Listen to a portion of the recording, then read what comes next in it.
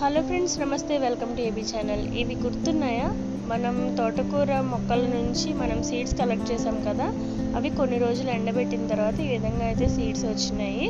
Actually ఇప్పుడు మీకు చూపించిందంతా కూడా గట్టిగా నలిపేస్తే దాని సీడ్స్ అన్నీ రాలిపోతాయి అనమాట. నేనైతే అట్లానే మల్చింగ్ లాగా, అంటే ఎండకి కొంచెం మట్టి డ్రై అవ్వకుండా ఉంటుందని మల్చింగ్ లాగా కూడా ఉంటుంది కాబట్టి, and at the same time అది ఎరువుగా కూడా తయారైపోతుంది కాబట్టి అట్లానే వాటితో పాటే కూడా నేను మట్టిలో వేసేసాను. ఈ పాట్ కూడా గుర్తుంది కదా మీకు, మొన్న కనకాంబరం మొక్కలు తీసేసిన తర్వాత ఏమైనా లైట్గా ఉండేవి వేద్దాము అని చెప్పాను కదా. సో వీటిని అయితే నేను ఇట్లా ఈ విధంగా అక్కడే నలిపేసి దాన్ని కూడా దాంట్లోనే వేస్తాను, ఎందుకంటే 1-2 సీడ్స్ కూడా వేస్ట్ అవ్వకూడదు అని చెప్పి. చూస్తున్నారు కదా, ఈ విధంగా మనకి తోటకూర అయితే నెక్స్ట్ రాబోతుంది.